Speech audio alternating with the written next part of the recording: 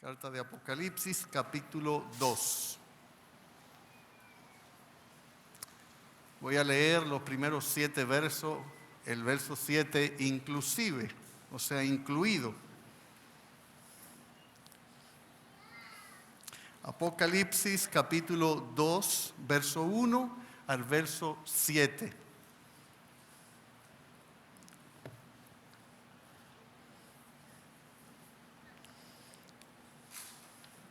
Tiene como antetítulo mensaje a las 7 iglesias, el mensaje a Éfeso.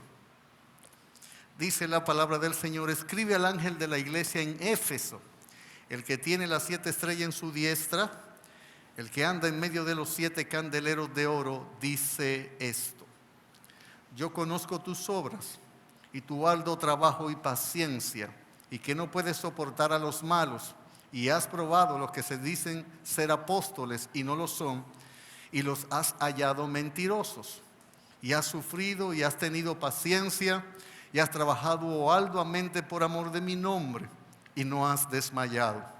Pero tengo contra ti que has dejado tu primer amor. Recuerda por tanto de dónde has caído, y arrepiéntete y haz las primeras obras, porque si no, vendré pronto a ti y quitaré tu candelero de su lugar si no te hubieres arrepentido. Pero tienes esto, que aborreces las obras de los nicolaítas, las cuales yo también aborrezco. El que tiene oído, oiga lo que el Espíritu dice a las iglesias. Al que venciere, le daré de comer del árbol de la vida, el cual está en medio del paraíso de Dios. Vamos a orar. Padre nuestro, aviva tu obra en medio de los tiempos. No permita que secreta, paulatina y progresivamente nuestros corazones dejen de amarte. No nos deje con corazones frío, frívolo, displicente, apático, dejado e indolente ante ti. Danos amor por ti, sed de ti y temor de ti. Abre nuestros corazones cual cirujano cardiovascular en esta mañana y haz una evaluación profunda de qué tanto te hemos dejado de amar. Y permite, oh Dios, que podamos ser vueltos, como dice el versículo 5 de este pasaje, las 3 cosas: recordar de dónde hemos caído, que nos arrepintamos y que hagamos la primera obra. Gracias por amarnos incondicionalmente. Gracias porque tu amor hacia nosotros no es una reciprocidad de nuestro amor hacia ti. Tú no haces un espejo de nuestro amor por ti para darnos el amor tuyo a nosotros. Gracias por permanecer fiel aun cuando nosotros somos infieles. Gracias porque tu gracia es maravillosa para tu pueblo. Pero no solo nos conceda la gracia de amarnos sin merecerlo, concédenos amor para amarte como una manifestación de tu gracia, tu amor y tu bondad. En esta mañana abre oídos, corazones, mentes y labios y pon tu palabra por tu espíritu en el corazón y avívanos con las escrituras. Conviértenos y seremos convertidos. Pon fe y produce tú en nosotros lo que es agradable delante de ti, tanto tu querer como tu hacer, por tu bendita, buena, perfecta y gloriosa voluntad. Ayúdanos en nuestras debilidades y enséñanos, Señor, el camino del amor fiel, del amor íntegro, verdadero. Ese amor que Cristo derramó, que el Espíritu Santo derramó en nuestros corazones y con el cual necesitamos amarte, no solo de palabras, sino de hecho y en verdad. Enséñanos a amarte y te amaremos más. En el nombre de Cristo Jesús oramos con gracias. Alberto era novio de Berenice y una llamada se dio una noche de Alberto hacia su prometida Berenice. La conversación versaba sobre diferentes aspectos y de los sueños que ellos tenían para cuando un día se juntaran para ser esposo y esposa respectivamente. Sucede que Alberto, emocionado por el afecto, el cariño, el anhelo, la pasión que tenía por Berenice, comienza a decirle que el amor por ella le llevaría a él a cualquier sacrificio sin obtemperar el costo del sacrificio. Yo estoy dispuesto a dar la vida por ti si fuera necesario. Yo te amo como a mí mismo. Es más, yo pienso que te amo más que a mí mismo.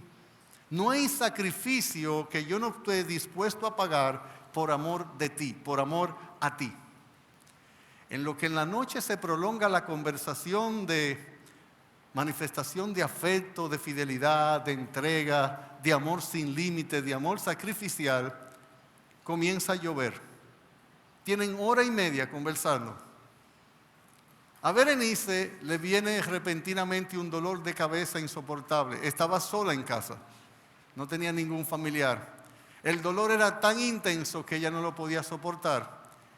Y le dice Berenice a Alberto: yo sé que tú me amas mucho y me lo has profesado, pero mira, en este momento tengo un dolor de cabeza que no lo puedo soportar. ¿Tú podrías ir a la farmacia y comprar algún calmante para mí? Pero tú no sabes que está lloviendo. Tú no has mirado para afuera. ¿O tú quieres entonces que yo me enferme? Tú no vas a pensar en mí. ¿Cómo tú me dices a mí que salga a comprarte calmante si está lloviendo y anda una gripe malísima? No, pero tú sí eres una mujer como inconsciente y egoísta. ¿Y qué es lo que tú estás pensando? ¿Es con un esclavo que tú te vas a casar? No, yo le estoy pidiendo al que me dijo que podía llegar hasta el sacrificio por mí, que vaya y me compre algún calmante porque me duele la cabeza. Fin de la historia.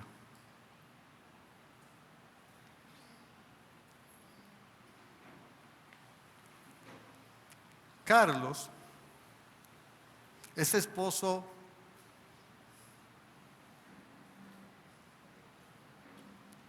de María. Bueno, aquí hay María, pero no. Y Carlos un día decide hablar con María y le dice: mira, yo voy a seguir proveyendo para esta casa, yo voy a seguir atento a ti, yo voy a seguir haciendo todo lo que yo hacía, pero yo amo a otra mujer. Pero no te preocupes, que aunque yo amo a otra mujer, cuando tú estés enferma yo voy a cuidar de ti. Cuando tú necesites comida yo te voy a dar. Cuando tú necesites ropa yo te la voy a proveer. No te va a faltar nada, solo que yo amo a otra mujer. Tú no tienes ningún inconveniente en que podamos tener una relación así.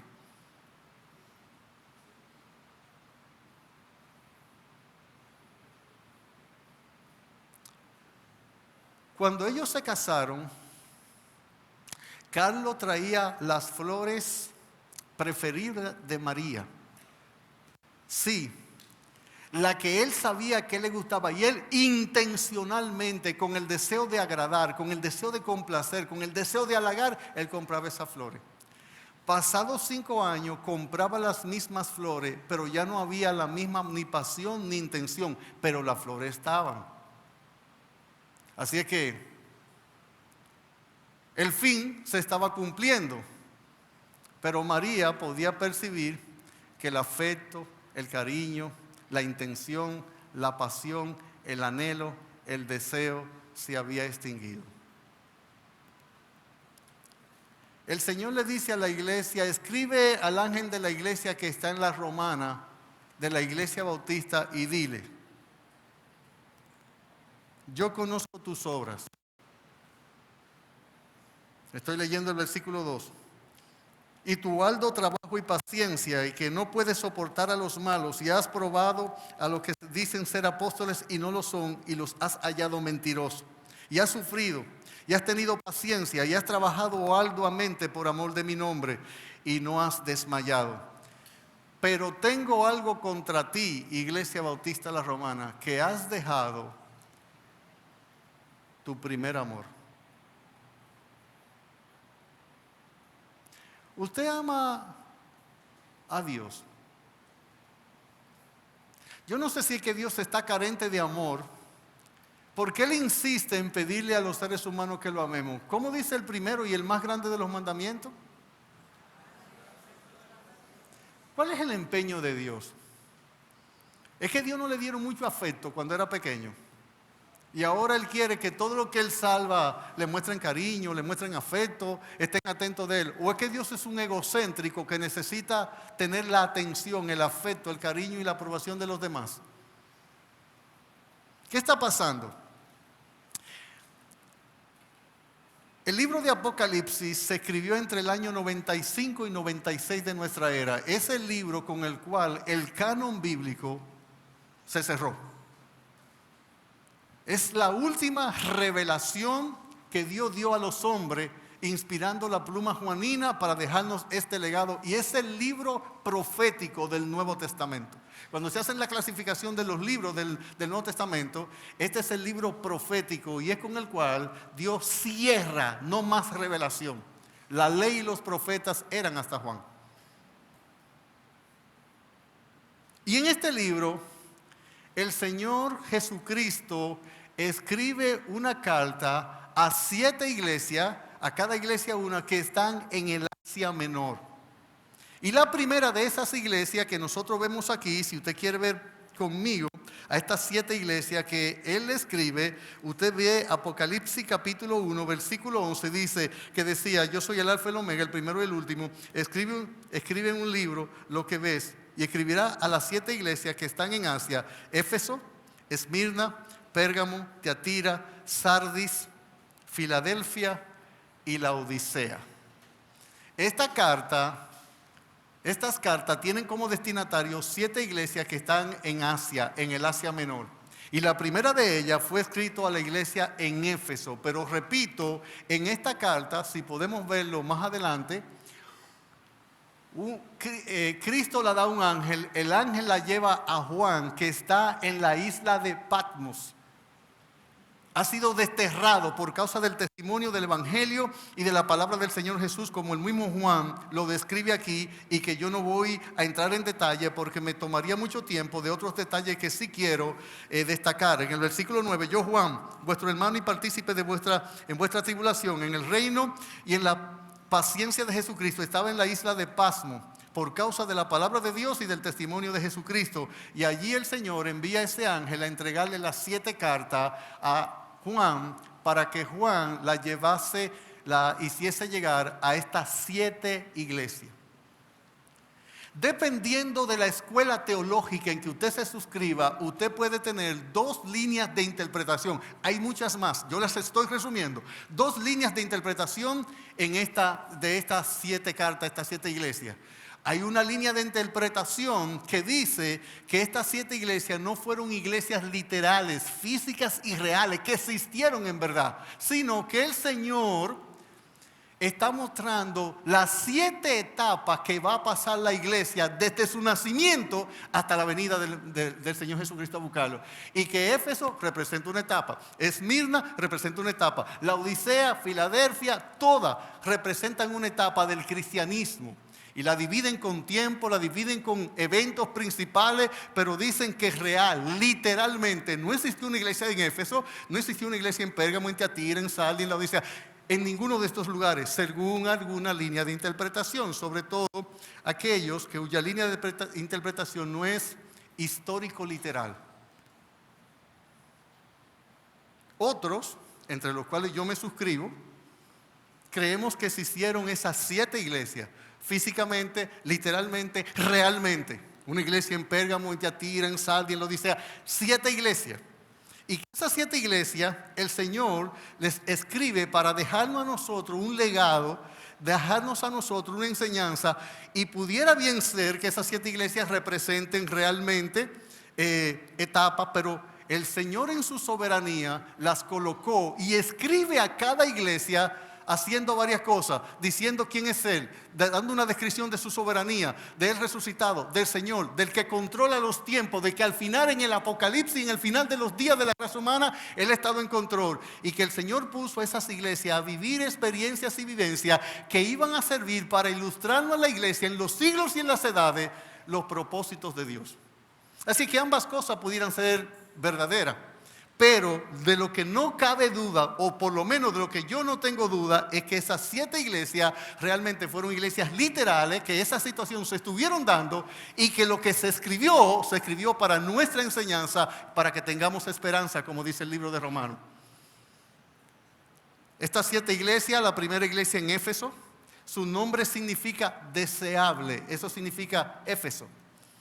Y algunos que dividen estas iglesias como etapas de la vida de la iglesia a través de los siglos, quieren decir que esta es la iglesia apostólica en que estuvieron los apóstoles, que más o menos del año 30 al año 100 de nuestra era. Ese es Éfeso, la deseable. Después del año 100 al año 303, 313, está la iglesia de Esmirna, que es la segunda iglesia que vemos aquí.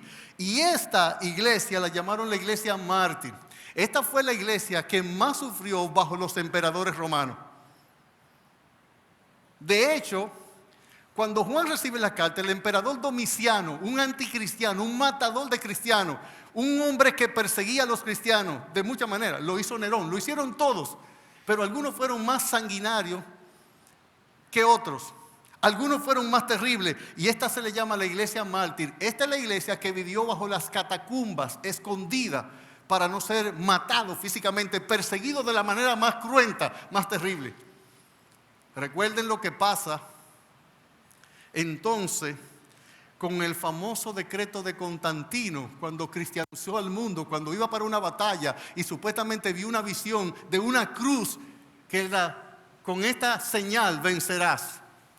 Y cuando él va que vence a sus enemigos, da un decreto.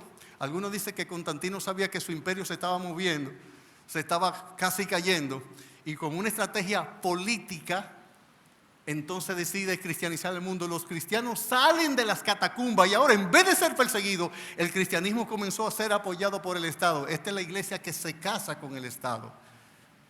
Y cada vez que la iglesia se casa con el Estado, la iglesia sale corrompida. Los bautistas, uno de los principios distintivos de los bautistas es que Dios hace una separación entre el Estado y la iglesia, que una cosa no tiene que ver nada con la otra. Cada vez que pastores o se quiere obispos comienzan a buscar el favor del Estado y a buscar reconocimiento del Estado, la iglesia termina corrompiéndose. La iglesia tiene que guardar distancia con los gobiernos. No se puede estar acostando, prostituyéndose con los estados, porque los estados lo que buscan es dinero y ellos quieren malversar y quieren corromper a cualquier precio. Ellos no siguen principios de Dios. Ellos pueden ir a un culto, usted lo puede invitar a una misa, pero su corazón no está ahí. 314, 590, Pérgamo, significa matrimonio, porque la iglesia se casa con el Estado. Tiatira, 590, hasta el año 1517, su nombre significa sacrificio continuo. Aquí la iglesia católica comienza a tomar control, el arte, la política, el Estado, todo era bajo el dominio. Pero viene el año 1517, ¿qué sucede en el año 1517? Lutero, Reforma Protestante, 95 tesis en Gutenberg. Ahí entonces nosotros encontramos la iglesia reformada. Ese es Sardi. Su nombre significa remanente, porque un poco remanente que estaba escondido por la persecución. ¿Recuerda cómo lo dice el himno? La iglesia ha viajado a través de los siglos rompiendo las barreras que encontró en el camino. Ni la persecución, ni espada, ni peligro han podido apartarla de su angosto camino. Se ven las grandes tumbas de viejas catacumbas y el fuerte bullicio de la plebe aún retumba. De la persecución aún quedan los daños contra la inocente que nació en el Calvario. Que perdone el poeta mi expresión indiscreta, que acepte mi disculpa si le causo molestia, pero llegó la hora de elevar mi protesta, porque si no lo hago, hablarían las piedras. Si Nerón con su furia no logró silenciarnos, si no lo hizo la hoguera, ni el circo romano, ¿cómo podrá la lengua de un frustrado poeta detener la avanzada de la gloriosa iglesia? La iglesia ha avanzado a través de los siglos rompiendo las cadenas que encontró en el camino. Ese Sardis, su nombre significa remanente, la iglesia reformada. Después encontramos, año 1700, año 1900, encontramos la iglesia Filadelfia. Filadelfia significa amor fraternal.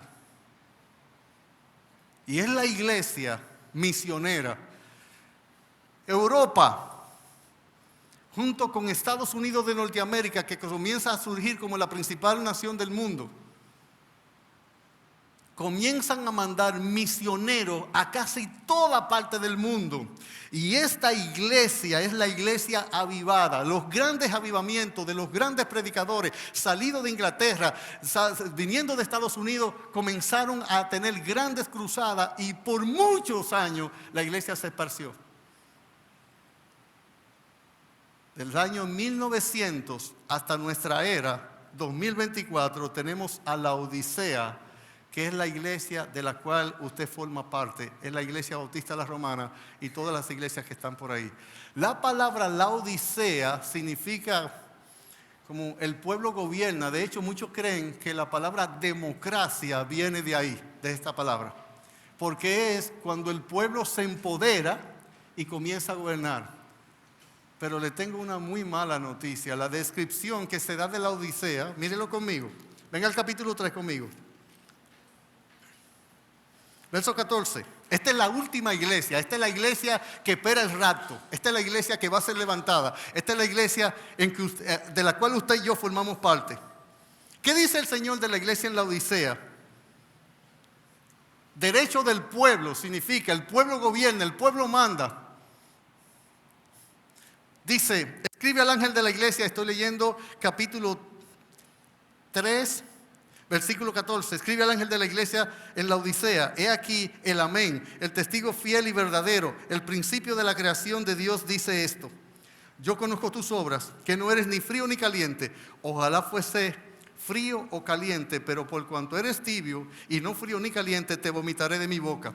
Porque tú dices, yo soy rico y me he enriquecido y de ninguna cosa tengo necesidad, y no sabes que tú eres un desnudo, miserable, pobre, ciego y desnudo.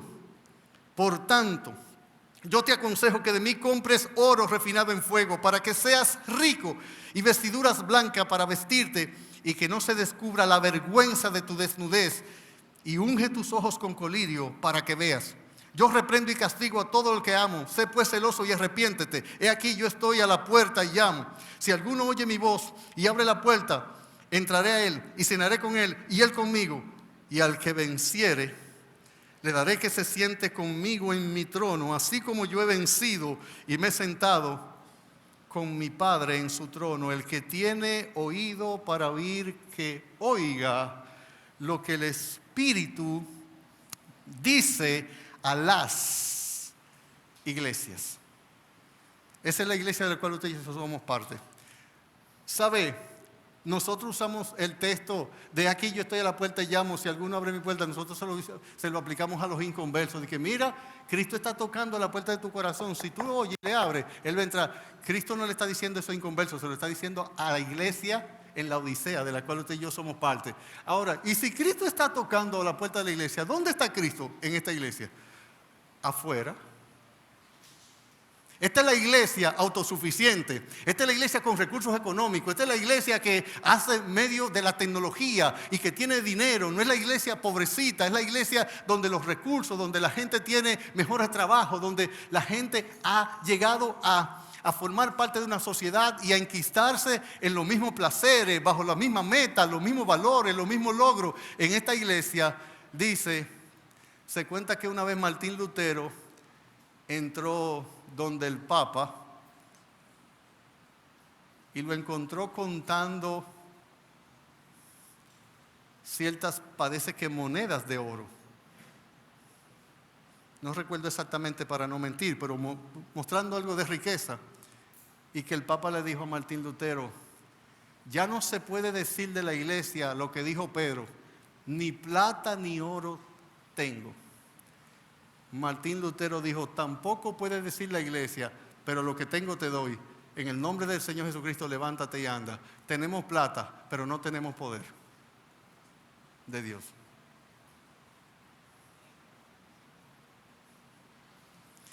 Escribe al ángel de la iglesia en la Romana, a la iglesia bautista que está en la Romana. El que tiene, vuelve a Efesios, Apocalipsis 2 conmigo. El que tiene, verso 1, las 7 estrellas en su diestra, el que anda en medio de los candeleros de oro, dice esto. ¿Qué son en este pasaje las estrellas y los candeleros que están aquí? Recuerde que hay un principio en hermenéutica, que la Biblia es su propio y mejor intérprete, que la Biblia se interpreta a sí mismo, que un pasaje explica otro pasaje. Y la forma más fidedigna de interpretar la Biblia es dejando que ella se interprete a sí misma. A sí misma. Y nosotros encontramos en este pasaje que la Biblia nos enseña que estos candeleros y estas estrellas y estos ángeles que están aquí, según el versículo 11 de este pasaje, nos muestra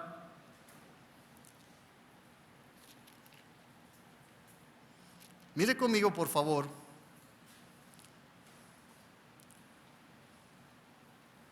el capítulo 1.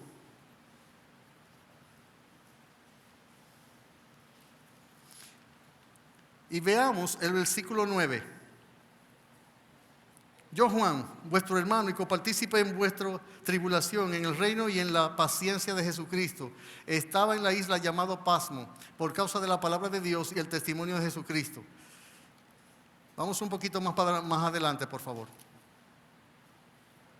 Mire el versículo 20. El misterio de las 7 estrellas que has visto en mi diestra y de los 7 candeleros de oro. Las 7 estrellas son los ángeles de las iglesias y los 7 candeleros que has visto son las 7 iglesias. Hay mucha discusión teológica de a quién se refiere con esas estrellas y con los ángeles. La mayoría de los teólogos consisten en decir que los ángeles son los pastores de la iglesia. La palabra ángel significa mensajero. Eso es lo que significa la palabra ángel, un mensajero, alguien que es enviado a llevar un mensaje. Y aquí Jesucristo le enseña a esta iglesia, a estas iglesias, lo que va a suceder en el futuro. De hecho, si usted ve conmigo, aquí el Señor mismo da el bosquejo más sencillo que nosotros podemos tener de todo el libro de Apocalipsis. Versículo 19 del capítulo 1. Escribe las cosas que has visto. Número 1. Las que son. Número 2. Y las que han de ser después de esta. El capítulo 1 son las cosas que a él se le muestra y es una revelación del Cristo resucitado. El capítulo 2. Esas son las cosas que has visto, capítulo 1. Capítulo 2, capítulo 3, la iglesia que son, la descripción del estado de las 7 iglesias. Y capítulo 4 hasta el capítulo 22, las cosas que han de ser, las profecías, las cosas por cumplirse. Ahí está el bosquejo sencillamente del libro de Apocalipsis. Las cosas que has visto, las cosas que son y las cosas que han de ser después de esta. Así es que nosotros nos encontramos dentro del contexto de las cosas que son, porque estamos viendo lo que está pasando en una iglesia, que es la iglesia en Éfeso. El contexto cultural nos dice que Éfeso era una ciudad muy próspera. De hecho, aunque Pérgamo era la capital de esa región de Asia, había mayor movimiento económico y mayor principalía. Éfeso tenía cierta independencia que el Estado le había concedido, porque cuando usted cumplía con el imperio daba ciertas libertades. Y Éfeso era una ciudad costera donde tenía mucho tráfico de mercancía constantemente. Existía allí una de las 7 maravillas de la antigüedad, que era el templo de Artemisa, o la gran diosa Diana de los Efesios, diosa de la fertilidad. Y Éfeso tenía un movimiento económico extraordinario, era cosmopolitan, tenía mucho movimiento, diferentes personas que iban allí para comercializar y atraídos por la cultura de este lugar. ¿Qué pasa aquí con Éfeso? Que nosotros encontramos que se establece una iglesia maravillosa para mí. el libro a los Efesios, después del libro de Romanos, es el segundo libro más profundo de teología del Nuevo Testamento. Desde mi punto de vista, el libro, la carta a los Efesios, es el segundo libro que más profundamente enseña las doctrinas clave de la Biblia, de todo el Nuevo Testamento, incluido el Antiguo Testamento también. Esta iglesia era una iglesia que se había fundado en el segundo o tercer viaje misionero de Pablo. Vaya a Hechos capítulo 18 y versículo 19 y va a encontrar la historia de la fundación del libro de los Hechos por el apóstol Pablo. Esta iglesia había surgido en medio de gran persecución. Recuerde cómo Pablo afecta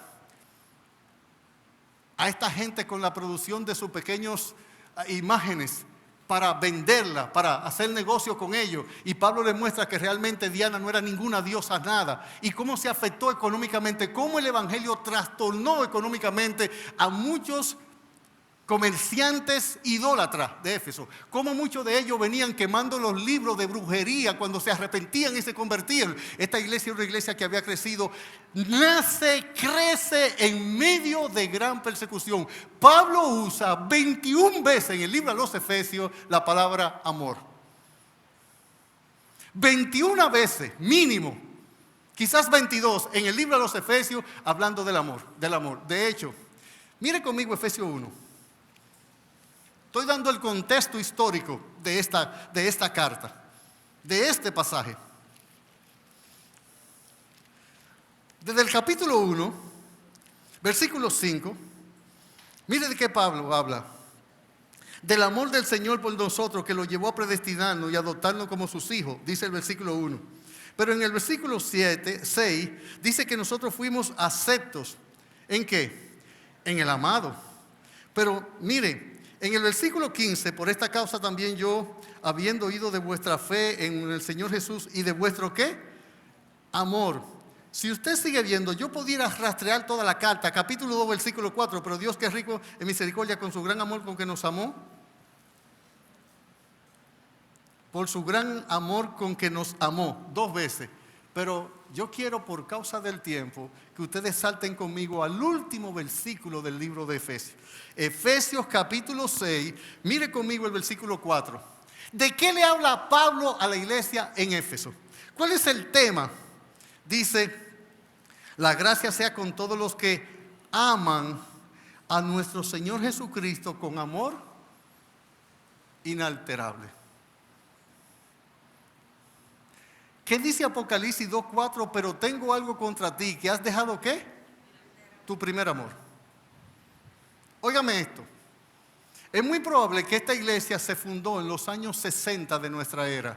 Cuando Juan recibe la revelación, año 95 de nuestra era. ¿Cuántos años han pasado? 35 años. En 35 años, una iglesia madura, fiel, trabajadora, había perdido su primer amor. Nosotros estamos viviendo 2000 años después que esto fue escrito. La pregunta es, ¿cómo está tu amor por Dios y mi amor por Él? Esta iglesia, si usted vuelve conmigo a Apocalipsis 2, por favor, vuelva conmigo a Apocalipsis 2, tenía grandes cualidades, grandes virtudes, era una iglesia madura, una iglesia fiel, trabajadora, constante, valiente, luchadora, en persecución se mantenía. Por ejemplo, el Señor, antes de destacar las cualidades positivas de la iglesia en Éfeso, le decía, Él le recuerda 2 cosas a todas las iglesias. Por ejemplo, en el versículo 1 del capítulo 2 dice que el Señor está en medio de los 7 candeleros de oro. ¿Qué son los candeleros según nosotros vimos en el 1:19? Las iglesias, o sea, usted y yo. ¿Y dónde estaba el Señor según Él? En medio de la iglesia, en medio. Pero a más de decir de su omnipresencia, que es lo que quiere destacar el Señor ahí, también destaca su omnisciencia. Versículo 2, nótelo. ¿Qué cosa? Yo conozco tus obras. Yo conozco todo de ti. Todo, no importa. Dice el salmista, he aquí, la palabra no está en tu boca y aún yo la sé toda. El pensamiento no ha subido a tu mente, ya yo lo conozco antes de que tu mente lo conciba o tu cerebro lo genere. Aquí el Señor está destacando 2 cualidades de Él: omnipresencia y omnisciencia. Omnipresencia, Dios está en todo lugar al mismo tiempo. Omnisciencia, Dios lo sabe todo. ¿Sabe? Si nosotros pensáramos en el carácter de Dios y cómo es Él, nosotros nos evitáramos muchas luchas. Estas dos cualidades que da aquí a la iglesia en Éfeso debería a nosotros traernos mucha paz. Sobre todo cuando usted ha tenido grandes luchas por hacer cosas que no han salido y que cuando otro las ve, las juzga de manera incorrecta porque él no conoce la intención. Usted tuvo una intención, pero cuando llevó la intención a la acción, el resultado fue diferente, de tal manera que el otro puede pensar lo que quiera de usted. Pero usted debe saber, tener paz en esto. ¿Sabe que el Señor dice, yo conozco tus obras? No importa quién te malinterprete, no importa, ten paz. El Señor sabe la intención que movió a la acción, independientemente de que el resultado no fue el esperado. Él dice, yo la conozco, yo estoy en medio de ti, en medio de ti. No importa que el pastor piense mal de ti. El Señor sabe quién tú eres y qué haces y cuál es la intención y qué es tu motivación y cuál es tu propósito. El Señor, eso debería darte paz en tu trabajo, en tus relaciones interpersonales, en cualquier conflicto que surja. Si tú sabes que en lo más profundo, secreto y escondido de tu corazón, tú has actuado delante de Dios y de parte de Dios, entonces una gran paz y tranquilidad debe llenar tu corazón, independientemente de cómo los demás te puedan ver o juzgar. El Señor conoce tus obras. Eso debería darte paz. Pero eso, por partida doble, no solamente debería darnos paz, también debería darnos temor reverente. Porque si tú eres un hipócrita, que estás fingiendo y haciendo cosas para ser visto de los hombres y ganar aplausos, el Señor también conoce tus obras. Eso debería hacernos actuar con un temor de Dios. Les voy a dar cuál es el secreto para temer a Dios. Verse siempre que estamos ante la presencia de Él. Te pueden mandar pejitos, no importa. Allí tú dices, no, yo no haría eso. ¿Cómo haría yo eso? Él estaba solo con una mujer hermosa, llena de poder, atractivo para cualquier ser humano. Y él dijo, ¿cómo haría yo eso? Dijo José, pecaría contra Dios y contra tu esposo. ¿Sabe qué? Temor de Dios. Y el temor de Dios te hace caminar en la presencia de Jehová. Como decían los profetas, vive Jehová ante cuya presencia estoy. No hay nada que traiga más temor reverente que saber que los ojos de Dios me están contemplando. Que yo puedo mentir, que yo puedo fingir, que yo puedo engañar, que yo puedo decir que lo que me mueve son tales intenciones. Y el Señor dice, yo conozco tus obras. Y cuando se corre el velo, la palabra Apocalipsis significa revelación. Significa que algo que está tapado, que está oculto, alguien corre el velo de tal manera que se desvela o se deja ver lo que estaba oculto. El velo de tu alma ha estado siempre desnudo. ¿Qué dice Hebreos 4:13? Hebreos capítulo 4, versículo 13. Yo voy a dejar de luchar en mi interior con el tiempo para todo el contenido de esto. Y voy a llegar hasta donde llegue. ¿Qué dice Hebreos 4:13? Y no hay cosa creada que no sea manifiesta en su presencia. Antes bien, todas las cosas están desnudas y abiertas a los ojos de aquel a quien tenemos que dar. ¿Usted sabe cómo usted está delante de Dios? En pelota. Desnudito. Job dijo, todo lo sabes de mí. No hay nada de mí que tú no conozcas. Más que tú mismo, Dios te conoce. Más que tú mismo, Dios te conoce. Yo conozco tus obras, yo conozco quién tú eres, conozco tus debilidades. ¿Por qué se la oculta? Si hay alguien que la sabe y que la puede corregir y ayudar, es Dios.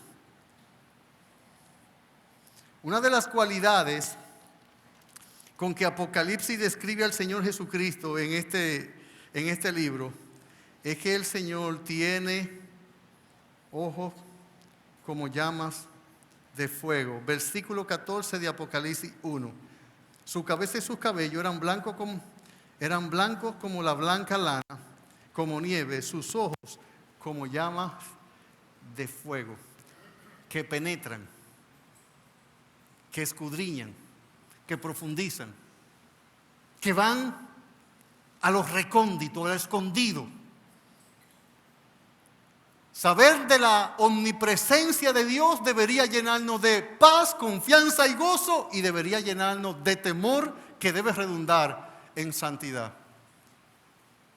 No tenemos que ocultarnos para engañar.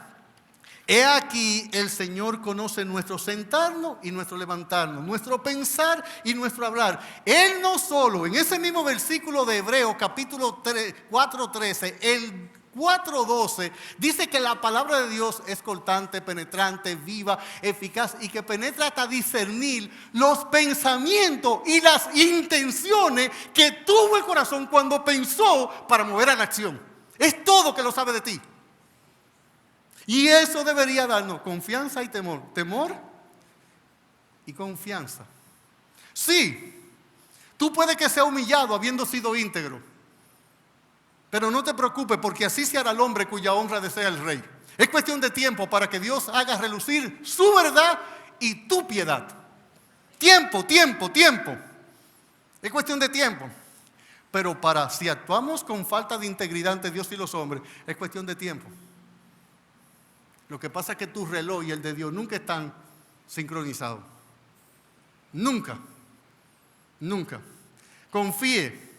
Confiemos, descansemos. Esta iglesia en Éfeso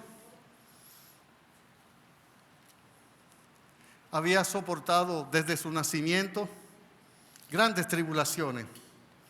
Verso 2 del capítulo 2. Yo conozco tus obras. Y aquí recalca a Dios. Dios en este momento va a destacar cualidades positivas de la iglesia en Éfeso, que están resumidas de la siguiente manera.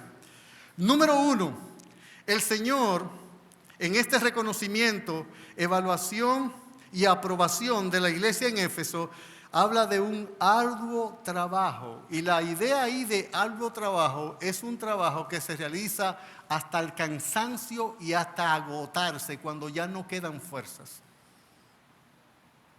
Era una iglesia activa, proactiva, trabajaba por el reino, por el nombre del Señor. Era una iglesia pujante, era una iglesia que no estaba pasiva, que no estaba inerte. No era de creyentes que venían a los cultos y después no tenían nada más que ver con Dios, con su reino ni con su iglesia local. Eran creyentes comprometidos con Dios, con el reino y con los ministerios de su iglesia local. Creyentes que sus dones, sus talentos lo implementaban en el crecimiento, procurando la gloria de Dios, la edificación de los santos y la salvación de los pecadores. Eran creyentes que estaban realmente trabajando intensa, ardua, constantemente hasta el cansancio.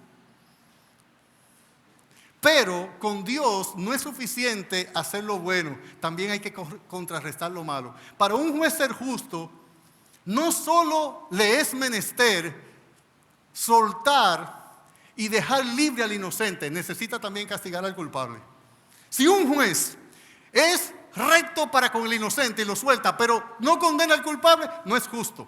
La justicia contempla castigo del mal, recompensa del bien, para ser justa la justicia. Ambas cosas son necesarias.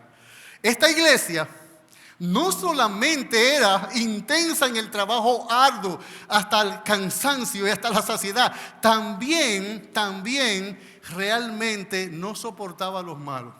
Yo necesito hacer un paréntesis aquí porque estamos en un tiempo en que se ataca mucho la intolerancia. Y parece ser que en honor a la tolerancia hay que dejar, aceptar, aplaudir todas las cosas malas. Porque si no, tú eres un intolerante y eso es lo que tú eres. Pues Dios es un intolerante. Porque en la Biblia Dios la maldad la enfrenta, la castiga, la detesta, la desecha y un día la va a juzgar. La iglesia no se puede quedar callada ante el avance atroz de la práctica pecaminosa de nuestra generación. Como decía Martin Luther King, nosotros no vamos a vivir de rodillas, nosotros preferimos estar muertos pero de pie. La iglesia tiene que hacer como hacía Juan el Bautista, que le decía a Herodes, tú no puedes vivir con esa mujer, que esa mujer es esposa de tu hermano. Y cuando le preguntaban por Herodes, Cristo decía, vaya y dígale a esa zorra tal cosa.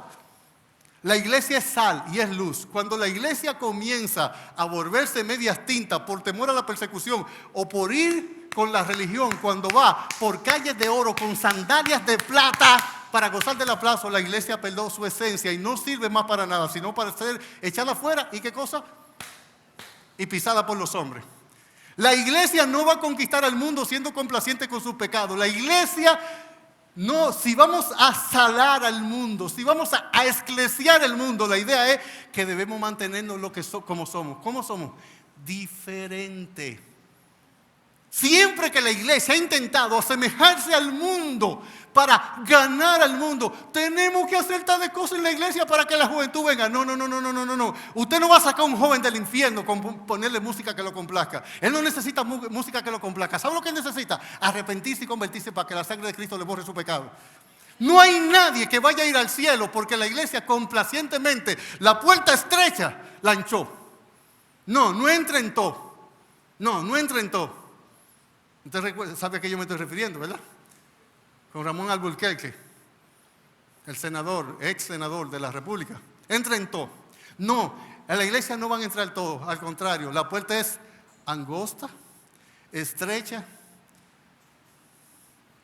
de tal manera que para entrar a ella hay que entrar empequeñeciéndose, que es una señal de humildad y arrepentimiento. ¿Cuáles cualidades vemos en la iglesia en Éfeso? Contrarrestaba el mal, su testimonio, su vida, su trabajo. No era solamente en pro del bien. Nosotros encontramos en los 10 mandamientos, mandamientos positivos, mandamientos negativos. Encontramos mandamientos para evitar pecado de omisión y pecado de comisión. Pecados de comisión, evitándolo. Amas al Señor tu Dios, ama a tu prójimo, honra a tus padres, guarda el sábado, pecado de comisión, no matarás, no robarás, no dirás falso testimonio. La Biblia contiene ambas verdades y van juntas como luz y sombra en el caminar del creyente. Son dos alas de un mismo ave, son dos vías de una misma carretera. La iglesia en Éfeso no solo tenía un arduo trabajo.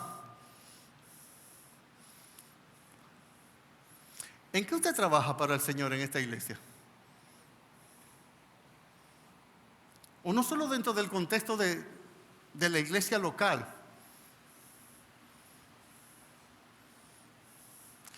¿Para ti es suficiente venir y sentarte en un culto ahí? ¿Esa es tu relación con el Señor? Yo voy a ahondar como médico cirujano cardiovascular. Voy a hacer como hizo aquel soldado de Napoleón Bonaparte, un poco más adelante. A un soldado de Napoleón Bonaparte lo hirieron y la bala se le alojó cerca en el pecho, cerca del corazón. Cuando le estaban haciendo la incisión para la extracción de la bala, él le dijo al médico: si cala más hondo, si se acerca más a mi corazón, vas a encontrar escrito el nombre de Napoleón Bonaparte.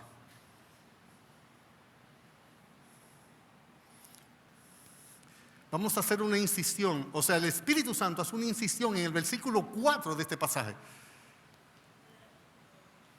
Corazón abierto. ¿Qué es lo que tú haces?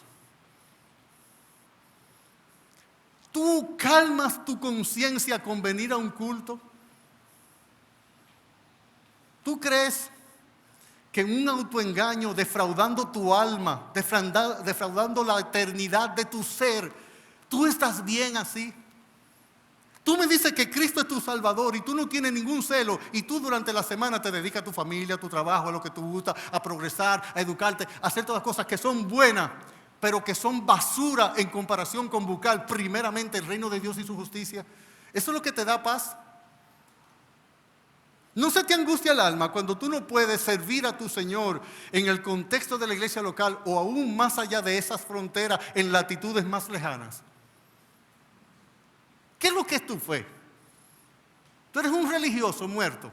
Eso es lo que tú eres. O tú eres un creyente, una creyente genuina, con Cristo en el corazón, con el Espíritu Santo, lavado con la sangre de Él, nacido de nuevo, sellado con el Espíritu Santo, que tiene vida de Dios. Y tienes dos cosas: relación y comunión con Dios. Y tú te limitas a venir a un culto y tú crees que eso te hace cristiano o cristiana. No sería bueno que tú te engañes pensando que tú eres rico si eres pobre, que tienes una profesión si no la tienes, que tú tienes cierto poder si careces de él. Pero no sería para nada bueno que tú engañes tu alma. Esta iglesia en Éfeso tenía dos cualidades positivas, entre otras que vamos a ver más adelante. Era una iglesia que trabajaba por amor al Señor, por el reino del Señor, por la obra del Señor, por los propósitos del Señor, y era una iglesia que a lo malo lo combatía. Tú no te atreves ni siquiera a tu familiar a enfrentarlo en algunos pecados. Y no tienes ni que decírselo, tan solo actúa como lo que tú eres y debes ser. La luz, cuando aquí hay un prendión, porque la luz se fue, porque a la luz no hay que avisarla, desde que ella llega, todo el mundo se da cuenta.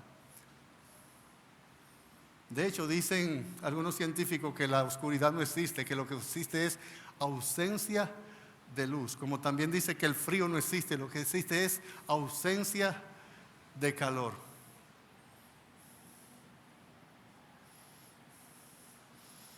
Aquí vemos que ella no soportaba los malos y probaba a aquellos mentirosos, soberbios, locos, que se llaman, como hay algunos ahora en la televisión, diciendo que son apóstoles, queriendo inflar el corazón, queriendo hacer creer que son una casta especial de los hijos de Dios.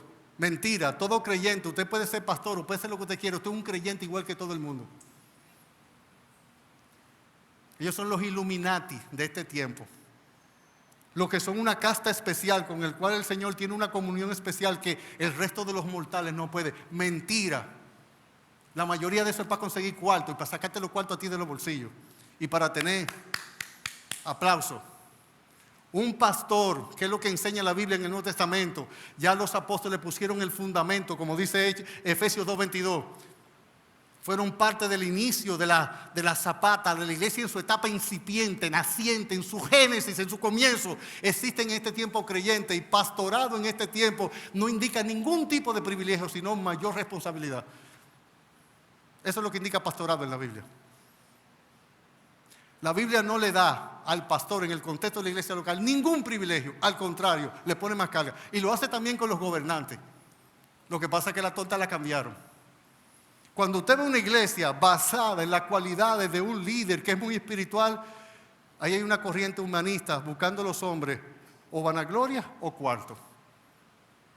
Eso es todo lo que se está buscando ahí. Todo lo que se está buscando ahí. Y ambas cosas te llevan al infierno. ¿Qué dice aquí la Biblia? A los que se dice ser apóstol y no lo son. Y los has hallado mentirosos.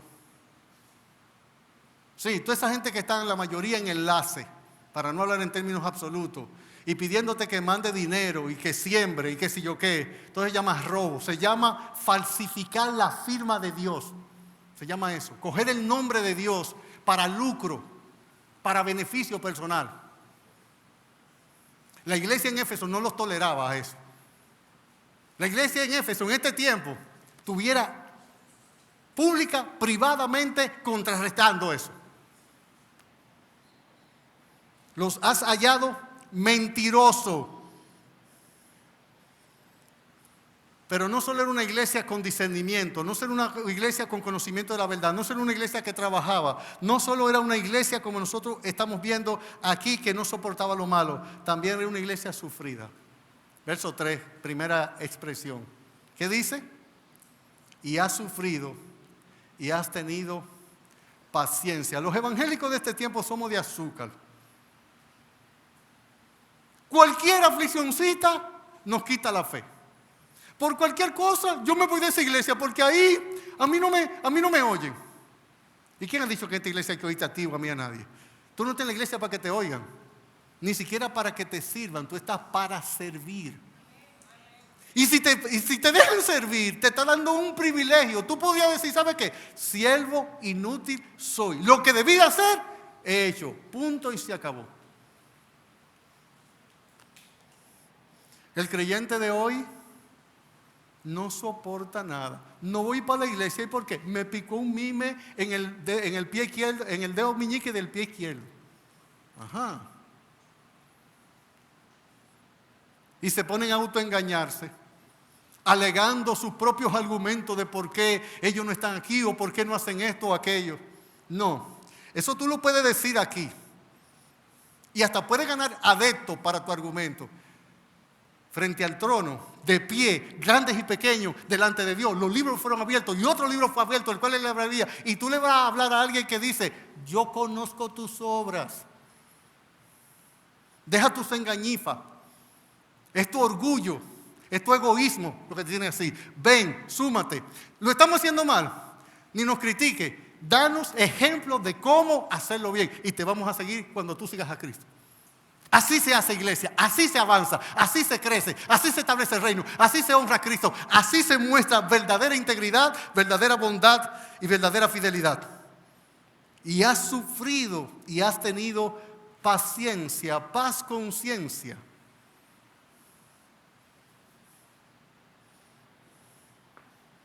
Y otra vez vuelve a repetir la palabra trabajo. Y has trabajado otra vez, como dice aquí, arduamente. Arduamente. Otra vez. Y algo que me extraña es que dice que lo ha hecho por amor del nombre del Señor. ¿Y sabe qué? Frente al sufrimiento, no ha desmayado. El sufrimiento tiene dos grandes propósitos. O te tumba o te eleva. El sufrimiento es al creyente lo que el fuego es al barro y a la cera. El fuego, o el sol, mejor dicho, fortalece el barro. ¿Sabe qué hace con la cera? Lo derrite, así son los sufrimientos. O te fortalecen, o te hacen crecer, o te purifican, o te quitan la escoria, o aumentan tu fe, o te hacen más valiente, o te hacen más firme, o te hacen un hombre más cabal, una mujer más completa, o sencillamente tú te descorazonas y te caes. Pero fue dado por Dios para nuestro crecimiento, fortaleza, edificación y transformación. Por amor del nombre del Señor. ¿Usted recuerda la última vez que usted hizo algo tan solo para que el nombre del Señor sea reconocido? Cuando tú de manera sacrificial diste algo con tal alguien sepa del buen nombre del Señor Jesús.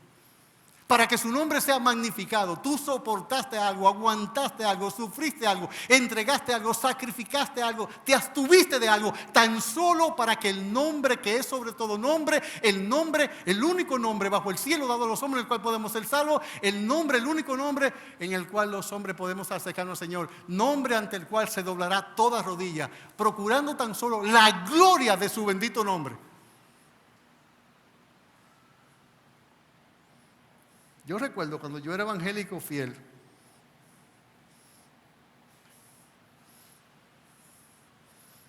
que yo recogía 80 niños en 3 barrios diferentes para llevarlos a la escuela dominical a pie.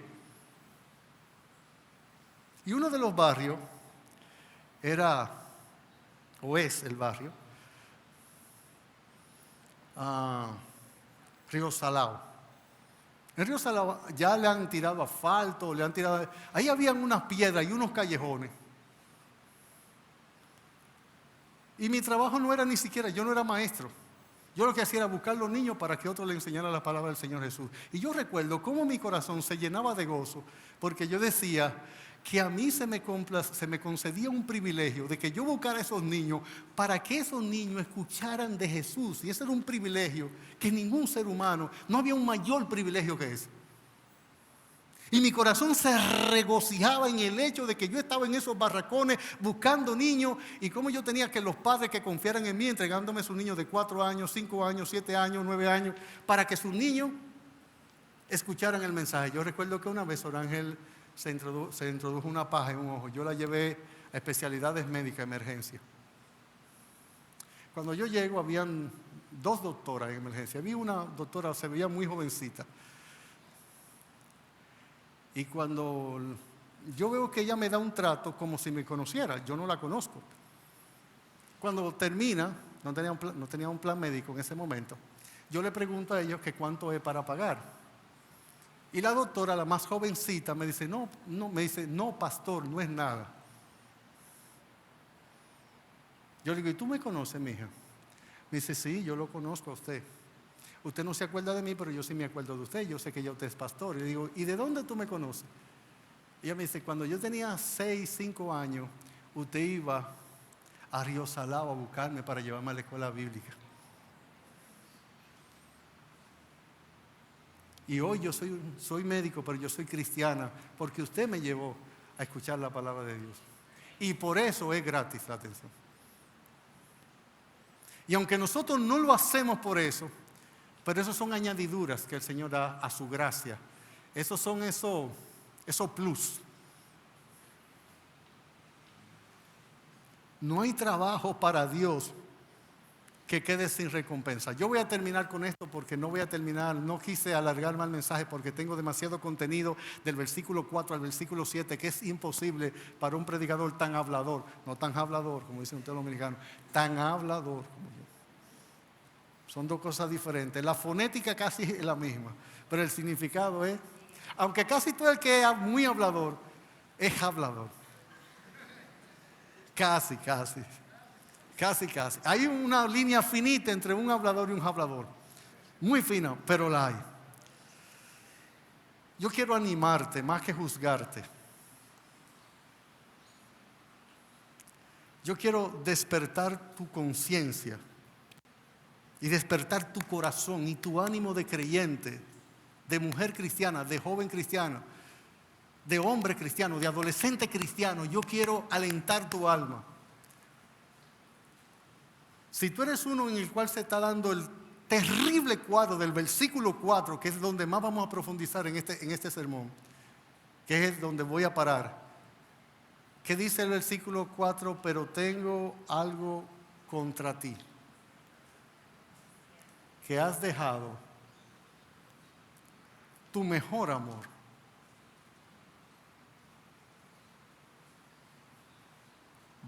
Reina Valera dice tu primer amor. Usted no añora años cuando usted anhelaba orar, cuando usted venía al culto hambriento, sediento, porque usted quería saber de su Dios, donde su alma en cualquier himno encontraba un gozo, o en una oración que hicieron hermano, el Espíritu Santo venía con un rayo de luz y te traía luz a una verdad que tú necesitabas creer.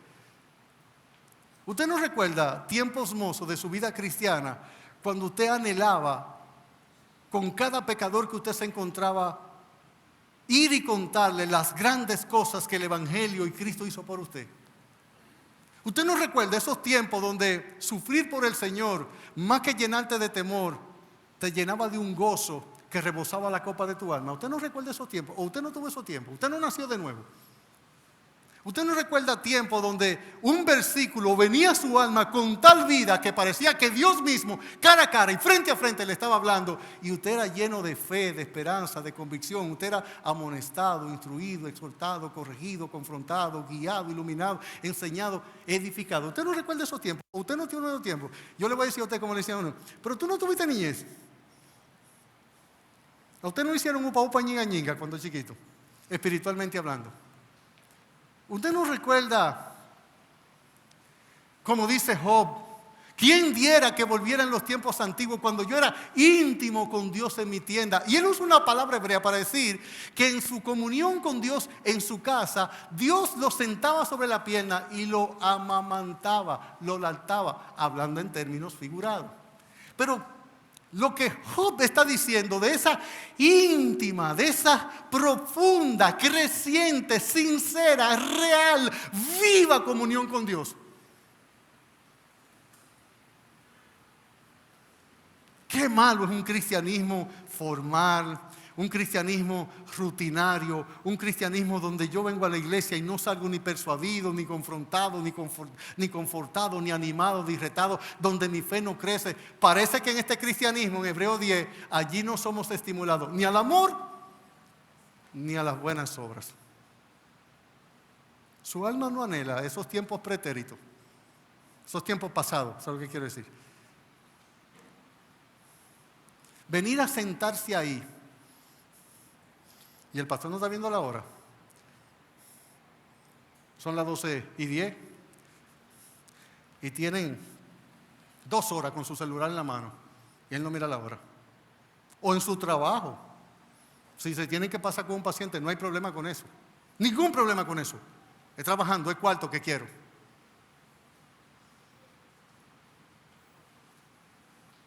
Sí, porque entonces a las 12 es que vamos a preparar comida. A veces llegan del trabajo todos los días a las 1:30 y la preparan. Y no hay problema con eso. No hay problema con eso. Se van al estadio y el juego dura 4 horas. ¡Bien, mi equipo, mi equipo! Se acuestan a la 1 de la madrugada viendo un juego. Y no hay problema con eso. No hay problema con eso. El problema está que en la iglesia el culto no se puede pasar con 10 minutos porque es demasiado. Eso se llama tener el alma seca. No, y no es esta iglesia la responsable primaria de que tu fe esté ardiendo y que crezca.